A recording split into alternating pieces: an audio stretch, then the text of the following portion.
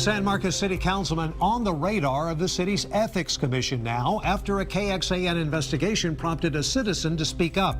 This month, we told you how ethics experts began to question Councilman Scott Gregson's involvement in a city grant program funding businesses that rent space in buildings he owns.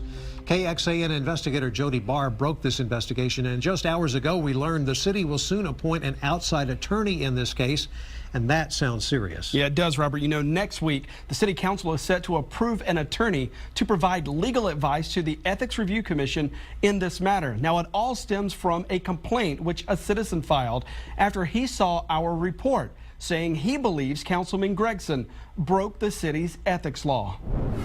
I have a motion from Councilman Derrick, seconded by Councilmember Gregson. Mr. Gregson. Aye. 4 separate City of San Marcos grants, all going to properties owned by and connected to Councilman Scott Gregson and his business partner.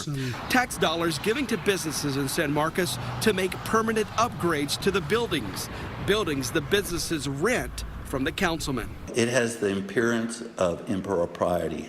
It is not appropriate for a council member to be part of applying for a program for their own city. It's the type of thing that causes the public to have mistrust in government and its programs. Earlier this month, legal expert Fred Lewis said Gregson might have violated the city's ethics law, not because he voted to create the grant program, but because he voted on city budgets that funded the grants. Money city records show Gregson approved months before his tenants applied for the grants.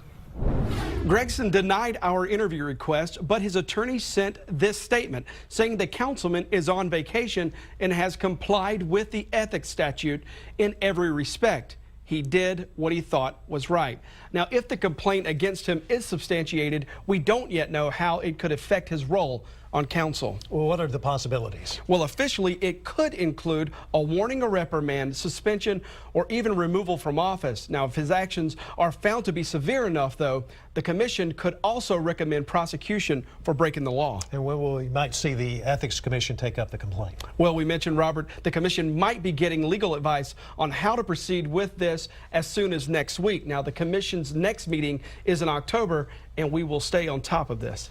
Jody, thanks so much. And to catch up on this complete investigation, check out this story in the investigative section at kxan.com.